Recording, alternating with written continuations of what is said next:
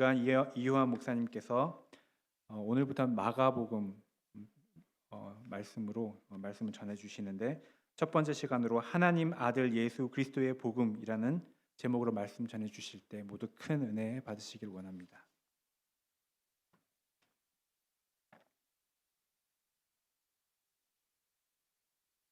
그동안 이 너희 하나님을 보라라는 주일 말씀을 전하면서 그 연장선에서 예수님 이야기도 해야겠다라는 생각을 했습니다.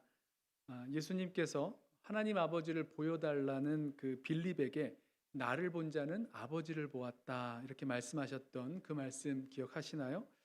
예수님을 보는 것이 곧 하나님 아버지를 보는 것이다 이렇게 말씀하고 계셨어요. 예수님은 나와 아버지는 하나이니라 말씀하셨고요.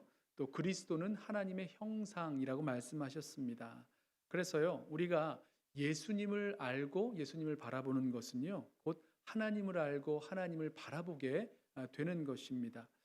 우리는 어디에서 이 예수님을 알고 또 바라보게 될 수 있을까? 성경을 통해서죠. 성경을 통해서 우리는 예수님을 바라보고 또 예수님이 누구신지, 무슨 말씀을 하시고 가르치시고 전하셨는지, 무엇을 행하셨는지, 이루셨는지, 우리 성경을 통해서 예수님을 알고 또 예수님을 바라보게 됩니다. 성경 가운데서도 복음서를 통해서 우리는 더 예수님을 가깝게 만나게 되지요. 오늘부터 이 복음서 중에서 마가복음을 택해서 우리 예수님을 바라보고 또 알아가려고 하는데요. 이 마태, 마가, 누가, 요한 이 사복음서 중에서 마가복음을 선택한 이유가 있습니다. 바로 예수의 복음 때문입니다. 이 각각의 복음서는 예수님을 바라보는 그런 고유한 강조점과 관점을 가지고 있지요. 우리 흔히들 이 복음서에서 한 분 예수님을 이렇게 그려 나아가면서 마태는 예수님을 왕으로 그리고 또 마가는 예수님을 종으로 그리고 누가는 사람으로 요한은 하나님으로 그리고 있다 이렇게 말하지요. 이처럼 각각의 복음서는 서로 다른 관점과 또 강조점들을 가지고 있습니다. 그런데 그 중에서 마가복음은요, 바로 이 복음의 관점으로 또 복음을 목적으로 예수님의 행적을 바라보고 있고 또 복음을 선포하고 있다라는 겁니다.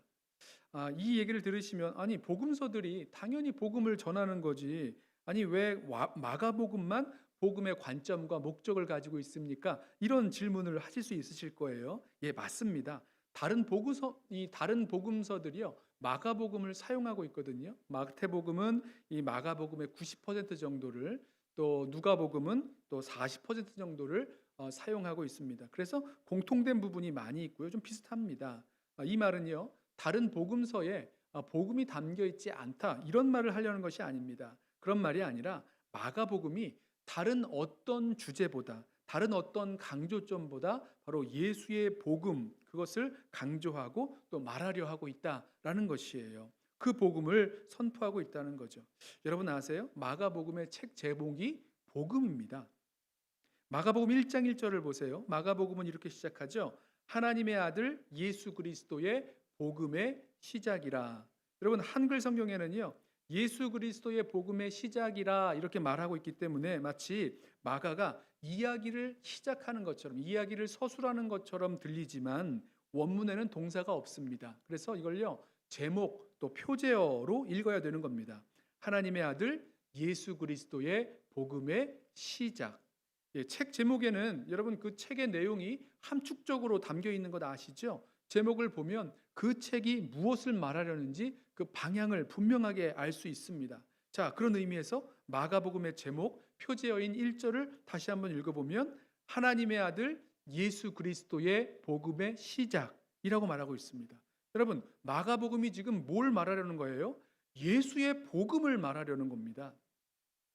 이 다른 복음서의 제목이나 또 그 복음서를 기록한 목적을 찾아보면요. 이 강조점이 어떻게 다른지를 분명히 느끼게 되실 거예요. 마태복음 1장 1절도 표제어로 나옵니다. 이 마태복음 1장 1절을 보시면 아브라함과 다윗의 자손 예수 그리스도의 뭐라고 나올까요? 예수 그리스도의 복음 아닙니다. 그렇게 나오지 않고요. 계보라고 나옵니다.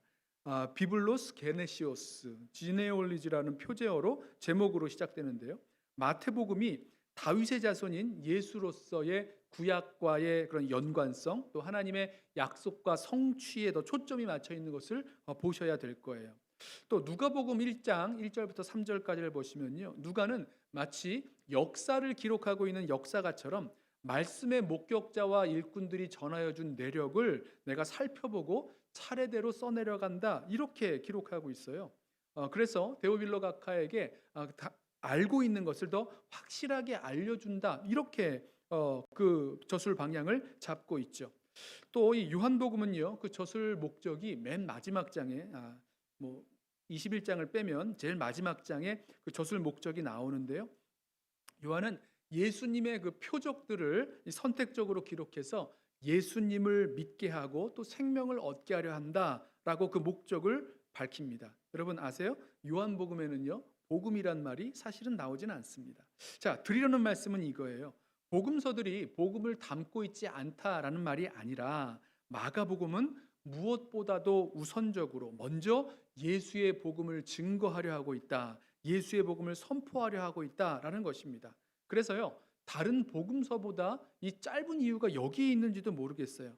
다른 목적을 추가할 필요가 없는 거죠. 여기 복음을 선포하려는 목적이 있기 때문에 다른 것들을 추가할 필요 없이 아주 집중적으로 말하고 있다. 이렇게 볼 수가 있습니다. 그래서요. 우리는 마가복음이 집중하며 또 선포하고 있는 예수의 복음이 무엇인지 마가복음을 통해서 듣게 된다는 거죠. 우리가 이 예수의 복음을 들어야 할 이유, 실질적인 이유가 있습니다. 성경은요, 이 예수의 복음이 우리를 구원하고 변화시키는 능력이라고 말씀합니다. 로마서 1장 16절과 17절 우리 잘 아는 말씀이죠. 보세요. 내가 복음을 부끄러워하지 아니하노니 이 복음은 모든 믿는 자에게 구원을 주시는 하나님의 능력이 됨이라 말씀합니다. 복음에는 하나님의 의가 나타나서 믿음으로 믿음에 이르게 하나니 오직 기록된 바 오직 의인은 믿음으로 말미암아 살리라. 이렇게 말씀해요. 무슨 말씀입니까? 바로 이 복음에 우리를 구원하고 변화시키는 그런 생명의 능력이 담겨 있다는 거죠. 또 성경은요, 이 복음이 우리로 하나님의 은혜를 깨닫게 하고 또 열매 맺어 자라게 한다라고 말씀합니다. 골로새서 1장 5절과 6절 말씀에 이렇게 말씀해요.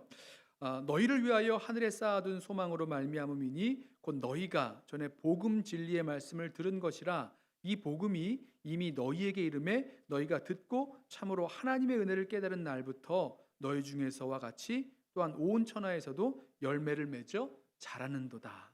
여러분, 이 복음은요, 예수를 믿을 때만, 처음 믿을 때만 필요한 것이 아니라 예수 믿은 후에도 다시 들어야 할 이유가 있다고 로마서 1장 15절에서 그 로마 교회 편지하면서 나는 할 수 있는 대로 로마에 있는 너희에게도 복음 전하기를 원한다. 이렇게 말씀하고 있습니다. 복음으로 생명이 태어나고 복음으로 자라나고 복음으로 열매 맺고 복음으로 변화되고 복음으로 교회가 세워져 나아갑니다. 그래서요, 우리는 모든 일을 감당하는 데 있어서 다시 복음으로 돌아가서 이 일들을 해석하고 이해해야 될 그런 이유가 여기에 있는 거죠. 팀 켈러 목사님의 책 센터 처치에서는요, 복음이 모든 것을 변화시킨다라고 말합니다. 이게 뭐 팀 켈러 목사님이 말한 게 아니라 지금 아까 말씀드렸던 것처럼 성경이 그렇게 증거하고 있는 거죠. 팀 켈러는요, 복음이 우리 삶의 여러 영역에서 어떻게 우리를 변화시키는지 여러 예들을 들어요. 뭐 우리가 갖고 있는 낭만과 우울, 또 사랑과 인간관계, 또 성, 가정, 자기관리, 인종과 문화, 전도, 인간의 권위, 뭐 죄책감과 자아, 뭐 다른 계층에 관한 태도, 이런 여러 영역을 말하면서 바로 복음이 그런 영역 속에서 우리를 변화시킨다라고 말하고 있습니다. 그러면서 하는 얘기가요, 이렇게 말해요. 잘 들어보세요. 우리 삶의 문제는 대부분 복음에 대한 바른 정립이 없기 때문에 생겨난다. 또 교회 안의 병리적 증상들과 개인의 삶에서 보이는 죄악의 양상들은 궁극적으로 복음의 깊은 의미들을 생각하지 못하기 때문에, 아니면 복음을 철저하게 믿지 못하기 때문에 생긴다라고 말하고 있습니다. D.A. 칼슨, 유명한 신약학자인데요. D.A. 칼슨도요, 복음이란 무엇인가라는 책에서 같은 말을 합니다. 성경은 복음이 이 변화를 가져오는 하나님의 능력이다라고 말씀하고 있습니다. 여러 곳에서요. 그리고 오늘날 우리에게 긴급하게 필요하고 요청되는 것은 복음이 성경적으로 아주 풍부하게 깊이 이해하게 될 때에 그 복음이 과연 우리 지역 교회에서 우리 성도들이 행하는 그런 모든 것들, 또 모든 윤리들, 우선순위들 이런 것들을 어떻게 변화시킬지에 대해서 진지한 아주 깊은 이해가 필요하다. 이렇게 말하고 있습니다. 그래서요, 드리려는 말씀은 이것입니다. 복음이 우리의 삶과 우리의 교회 공동체 전체를 변화시키는 능력이 된다는 겁니다. 우리가 복음을 더 깊이 이해하게 될 때에 모든 삶의 영역 가운데서 온전한 변화를 경험해요. 그래서 우리 마가복음을 통해서 선포되는 예수의 복음을 다시 듣는 동안 이런 복음의 변화의 능력과 역사가 저와 여러분의 심령과 또 가정과 교회 공동체 가운데 온전히 일어나는 그런 은혜가 있기를 원합니다. 새롭게 변화될 수 있는 그 기회와 능력이 복음에 담겨 있다는 거죠.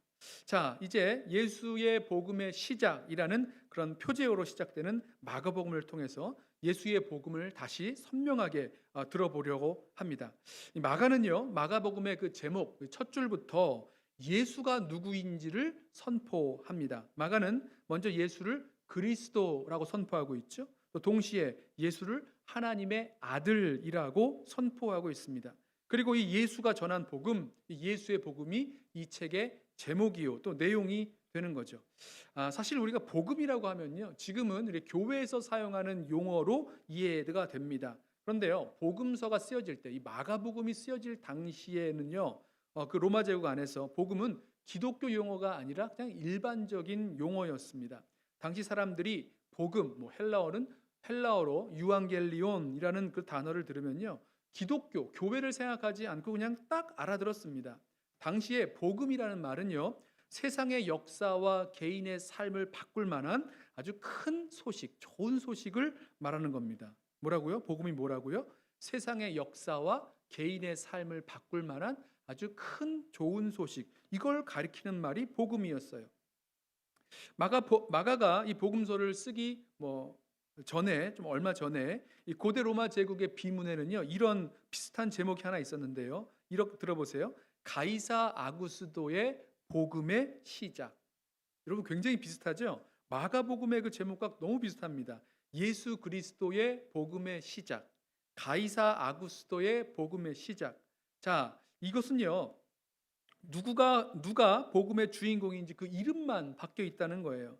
가이사 아구스도의 복음의 시작이란 비문에는 가이사 아구스도, 우리가 일반적으로 말할 때는 시저 어거스투스라는 로마 최초의 그 황제의 탄생과 즉위 과정이 기록되어 있었습니다. 드리는 말씀이 이거예요. 마가가 예수 그리스도의 복음이라고 말했을 때 당시 사람들은 복음이라는 말을 딱 듣고는 이 역사의 대변환을, 내 개인의 인생의 삶의 변화를 가져온 그런 인물의 탄생이나 어떤 소식이라고 생각했다는 겁니다. 또 다른 예가 하나 있어요. 복음에 대한 그 말을 느낄 수 있는 예가 있습니다. 이보다 더 오래전에 그리스 나라가 이 페르시아 나라와 전쟁을 하게 됩니다. 근데 질 것 같은 싸움이었어요. 그래서 간신히 싸웁니다. 근데 거기서 승리를 하게 되죠. 그리고 이 승리의 소식을 알고 이 도시마다, 이 그리스는 이 도시국가 형태였죠. 그래서 도시마다 이 사자들을 보내는데요. 이때 자신들이 페르시아 나라와 싸워서 이겼다는 그 승리의 소식을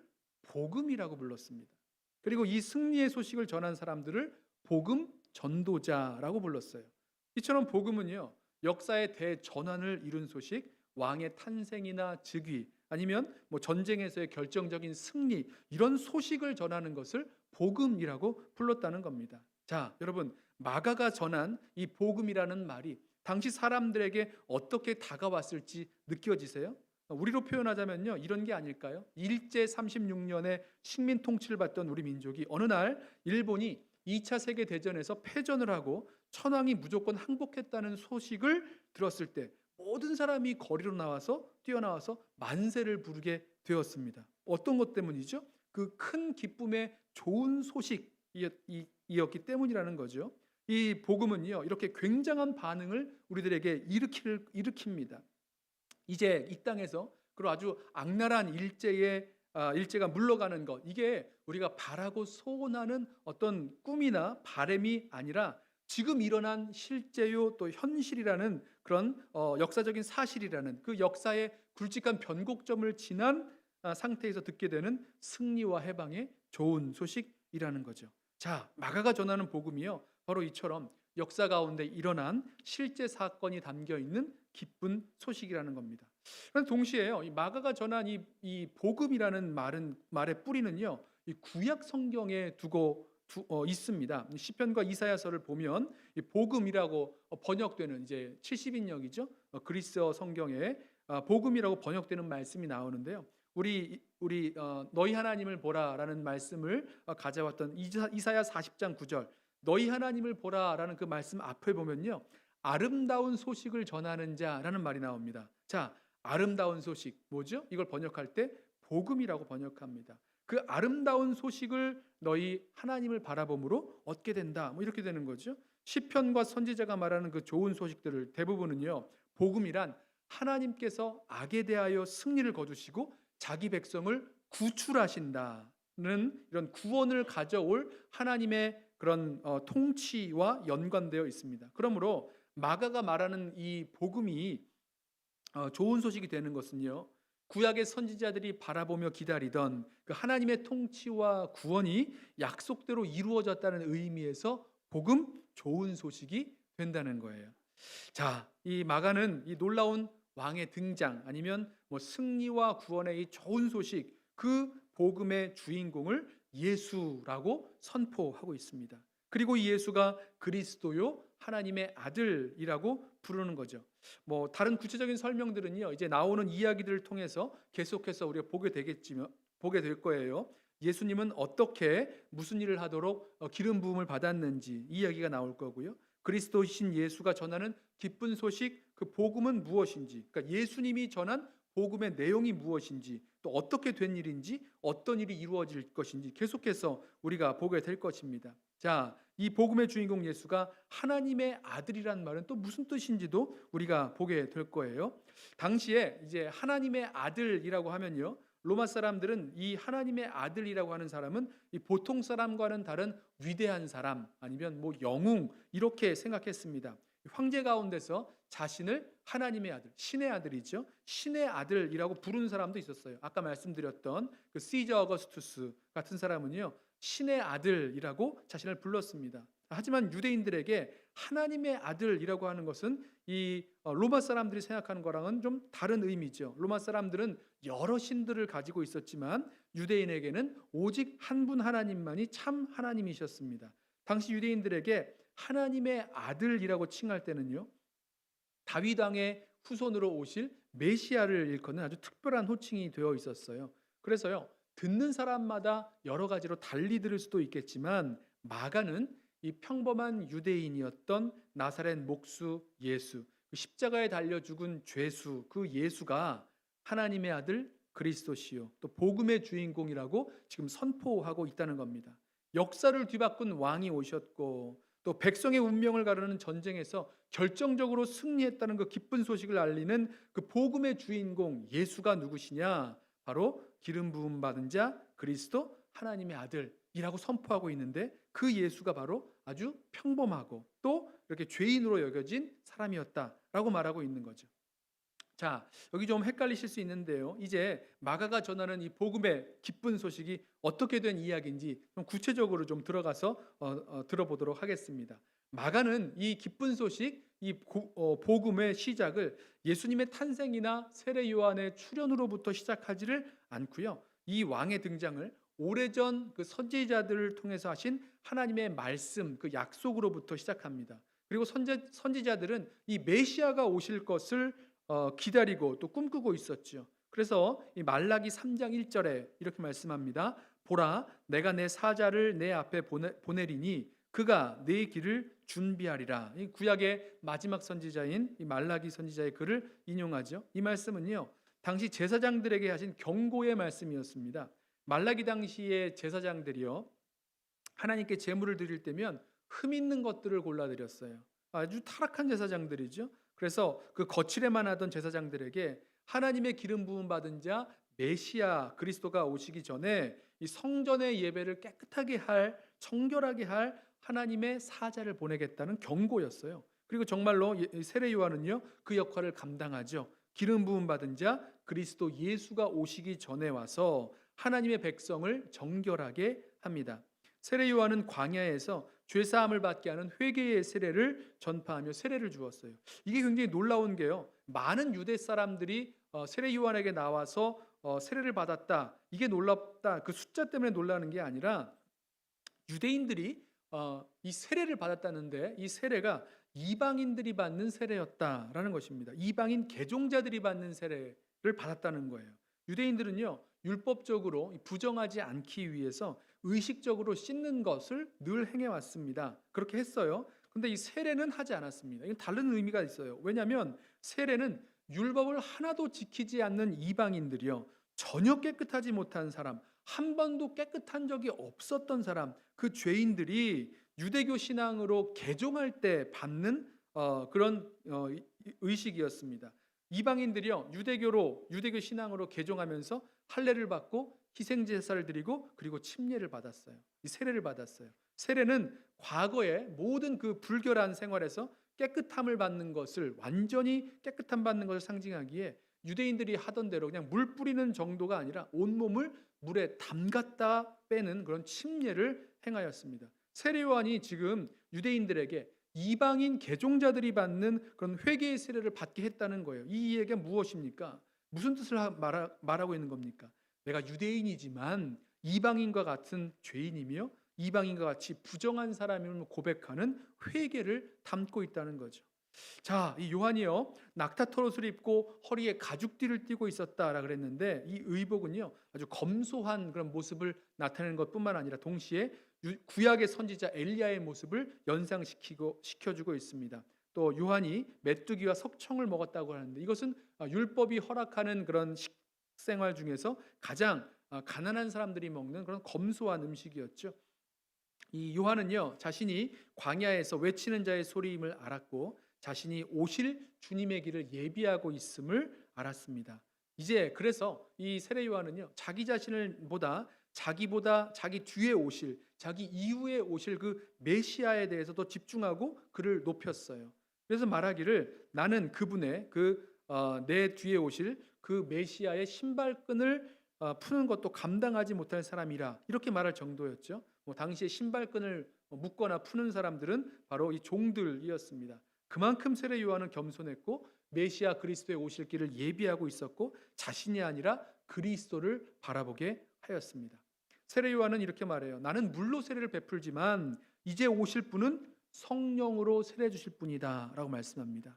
여러분 성령으로 세례 주실 분, 이 구약에 약속한 성령을 주실 분이다 라고 말씀하고 있는 거죠. 에스겔 선지자가 이 메시아 시대에 성령이 부어져서 하나님의 백성의 그 마음이 새롭게 되는 것을 기대하고 있었어요. 또 요엘 선지자도 메시아 시대에 성령을 부어주실 것을 기대하고 있었죠. 그래서 세례 요한도요 이 메시아가 오시면 성령을 부어주실 것이다, 성령으로 세례 주실 것이다, 바로 성령으로 세례 주실 이의 오심을 지금 기대하고 있었다는 겁니다. 자, 이렇게 마가가 복음의 주인공이신 예수의 등장을 세례 요한이 어떻게 준비하고 있었는지 또 어떻게 바라보게 했는지 보여주고 있고 또 그리고 이제 그 약속하신 그리스도 예수의 등장하는 그런 모습을 시작합니다. 잘 보세요. 그러던 어느 날 마가가 선포한 복음의 주인공 예수가 등장합니다. 이 세례를 베풀고 있었던 세례 요한이 세례를 베풀고 있었던 요단강으로 나아오죠. 요단강으로 들어가서 세례 요한에게 세례를 받습니다. 아니 왜 그리스도요 하나님의 아들인 이 예수가 지금 세례 요한으로부터 회개의 세례를 받아야 하는지 다른 설명은 없어요. 지금 마가가요 그런 설명이 아니라 지금 보여주고 싶은 게 있어요. 이 복음을 전해 듣는 사람들에게 보여주고 싶은 장면이 있는데 다른 궁금증과 질문들은 뒤로 하고 지금 예수님께서 세례 요한에게 요단강에서 세례를 받으실 때 하늘이 열리는 이 사건을 보여주고 있는 거예요. 여러분 성경에서 하늘은 어디입니까? 하늘은 하나님이 계신 곳이에요. 하나님의 영역이죠. 우리 일상의 이 실제 이면에 계신 하나님은 어디에 계신가? 하늘에 계시다라고 말합니다. 그래서 하나님을 말할 때 하늘이라고 표현하기도 하죠. 마치 커튼이 열리면 커튼 뒤에 가려져 있던 영역이 이렇게 열리고 보이게 되는 것처럼 지금 하늘이 갈라지고 우리가 보지 못했던, 사람들이 보지 못했던 이면에 있는 실상이 드러나는 거예요. 마가를 통해서 우리는 하늘이 갈라지고 세상의 눈으로 보지 못하는 그런 영역을 보게 되는 거죠. 자, 이 갈라진 하늘에서 성령이 비둘기처럼 내려오셔서 그 한 사람에게 임합니다. 자, 이 비둘기 같은 성령이 임하신 이분이 누구십니까? 성령으로 기름 부음 받을 자 예수시라는 거죠. 아까 예수를 기름 부음 받은 자 그리스도라고 불렀던 거 기억하시죠? 바로 이 모습입니다. 그리고 나서 갈라진 하늘에서 또 다른 소리가 들려옵니다. 너는 내 사랑하는 아들이라, 내가 너를 기뻐하노라. 여러분, 하늘은 하나님이 계신 곳이고 그곳에서 세례를 받고 올라오는 예수를 향해서 너는 내 사랑하는 아들이라라고 말씀하고 계시는데, 그렇다면 이분이 누구시라는 겁니까? 이 예수가 누구라는 겁니까? 바로 하나님의 아들이시다라고 말씀하고 있는 거죠. 지금 선지자를 통해서 보내겠다고 하셨던 구원자 그리스도, 또 세례 요한이 말했던 나보다 강한 자, 또 성령으로 세례 주실 분, 바로 누구십니까? 바로 예수 그리스도이심을 알려주고 보여주려는 것이죠. 하늘이 열리고 성령이 비둘기같이 예수님께 임하고 하나님은 예수님에게 너는 내 사랑하는 아들이라, 내가 너를 기뻐하노라 라는 그 말씀하시는 것을 우리가 보고 들으면서 우리는 이 자리에 서 있게 되는 것입니다. 여러분, 만약에 이를 보지 못했던 사람들은 예수를 어떻게 생각했을까요? 로마 제국의 통치를 받는 유대 식민지 사람 예수, 좀 더 예수를 잘 아는 사람이라면 유다 나라에서도 저 변방 시골인 나사렛 출신 예수, 나이 30에 직업은 목수인 예수, 당시 평범한 유대인들처럼 가난한 노동자 예수, 아버지 요셉을 여의고 가장 노릇했을 형이요, 또 오빠요, 맏아들이었던 예수, 이런 걸로 알았겠죠. 줄줄이 많은 형제들, 야고보, 요셉, 시몬, 또 유다, 또 여동생들이 있었던 장남 예수, 대단한 교육받지 못했던 평범한 갈릴리 사람 예수. 어쩌면 조금 더 아는 사람들은 떠돌아다니면서 설교하던 사람이라거나 아니면 병 고치는 이적을 많이 했던 사람, 이렇게 알았을지 모르겠어요. 그러나 유대교 지도자들과 동족의 미움을 받아 십자가에 못 박혀 참혹하게 죽은 죄인으로 예수를 알았을 수도 있을 거예요. 그런데 우리는 마가복음에서 이 현장에서 예수가 누구신지를 보게 되죠. 누구십니까? 역사를 뒤바꾼 주인공 예수 그리스도, 하나님의 아들 예수. 우리는요, 마가가 전해주는 이 이야기 속에서 예수가 누구신지를 먼저 보고 시작한다는 거예요. 이 나사렛 예수를 기름 부음 받은 자 메시아 그리스도요, 구원자이심을 알게 됩니다. 하나님께서 이 예수를 향해서 너는 내가 사랑하는 아들이라 말씀하시는 그 말씀을 들으면서 이 예수는 하나님의 아들이시구나라는 것을 알게 됐죠. 자, 바로 이 예수가 이제 성령께서 이 예수를 광야로 몰아가셔서 40일 동안 광야에서 사단의 시험을 받게 하십니다. 광야에서 받은 이 40일의 시험은요, 이스라엘 백성이 출애굽하면서 걸어왔던 40년의 그 시험의 광야를 연상시킵니다. 이 광야에서 시험받은 이스라엘이 예전에 하나님의 아들이라고 불리기도 했죠. 광야에서 시험받은 이스라엘 백성이 실패했지만 예수님은 광야의 시험에서 이기세요. 이것은 예수님께서 이제 새로운 출애굽, 또 새로운 구원의 역사를 이루실 것을 말씀하고 있는 것입니다. 또 예수님이 오늘 말씀을 보면 들짐승과 함께 계셨다라는 말씀을 하고 있는데요. 이 에덴 동산에서 이 아담이 이 동물들과 함께 했다는 그런 모습도 연상시키고, 이사야 선지자가 말한 대로 그때에 이리와 어린 양이 함께 살며 표범이 어린 염소와 함께 누우며 송아지와 어린 사자와 살진 짐승이 함께 있어라고 말하고 있는 것처럼 맨 마지막에 이루어질 그런 모든 그 평화로운 그런 세상의 모습 또한 연상을 시키죠. 잃어버린 하나님의 백성을 구원하고 회복시킬 뿐 아니라 만유가 회복될 것을 말씀하고 있는 것입니다. 무슨 말씀입니까? 예수께서 사단의 시험에서 이기시고 승리하시고 하나님의 백성을 구원하시고 만유를 회복하실 분이시다라는 것을 보게 하는 거죠. 세례 요한이요, 헤롯 안티파스에게 잡혀간 후에 옥에 갇히고 예수님은 이제 갈릴리로 오셔서 그때부터 하나님의 복음을 전파하셨습니다. 14절과 15절 말씀이에요. 요한이 잡힌 후 예수께서 갈릴리에 오셔서 하나님의 복음을 전파하여 이르시되 때가 찼고 하나님의 나라가 가까이 왔으니 회개하고 복음을 믿으라 하시더라. 여러분 기억하시죠? 복음이란 어떤 개인과 또 세상의 역사를 바꿀 만큼 큰 좋은 소식이다 말씀드렸어요. 구원을 가져오시는 하나님의 승리 또 통치, 그것을 복음, 기쁜 소식, 좋은 소식이라고 말씀을 드렸어요. 예수님은 이 땅에 오셨어요. 바로 하나님 나라의 복음을 전하셨고 그것을 이루신 분이십니다. 바로 하나님 나라의 복음이 개인과 세상의 역사를 뒤집을 좋은 소식이 되는 거죠. 죄와 사망 가운데 있는 우리를 구원하시고 생명을 주시고 우리로 자라나 열매 맺게 하시는 그 능력이 바로 이 복음에 담겨 있다라는 것입니다.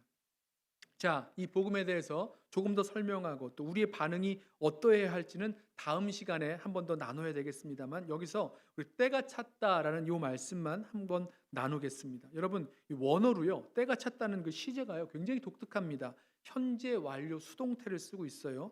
이 시제를 담아내기가 어려워서요, 영어로 번역할 때 현재 완료를 번역하면 The time has come 이라고 번역하기도 하고, 수동태로는요 The time is fulfilled라고 번역합니다. 자, 여러분, 수동태로 번역할 때 이 수동태 뒤에 숨어 있는 주어가 누구입니까? 바로 하나님이십니다.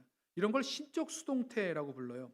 하나님이 이 때를 이루셨다는 뜻입니다. 그냥 어쩌다가 보니까 이렇게 된 것이 아니라 하나님께서 자신의 아들, 하나님의 아들 그리스도 예수를 보내심으로 이 때를 여셨다는 거죠. 개입하셨다는 것입니다. 사람이 한 게 아니에요. 또 한 가지, 현재 완료에 담겨 있다는 뜻은요, 어떤 일이 이루어져 있는데 그 영향이 지금도 계속되어지고 있다라는 뜻입니다. 그때가 와서, 이 하나님의 나라가 와서, 하나님께서 여신 그 시대가 와서 끝나거나 지나갔다는 것이 아니라 지금도 계속되고 있다는 거죠. 지금도 그 결과가 계속되는 복음의 시작이 우리의 역사적 현실이요, 그 시대가 계속되고 있다라고 말씀하고 있다는 거죠. 때가 차서 예수 그리스도의 오심으로 말미암아 새로운 시대가 열렸고, 이 시대를 여신 분은 하나님이시고 예수를 통하여 이 시대를 여셨다라는 것입니다. 자, 말씀을 좀 정리하고 맞춰보려고 하는데요. 여러분, 예수 그리스도의 이 복음에는 세상의 역사와 개인의 삶을 뒤바꿀 그런 능력이 담겨 있습니다.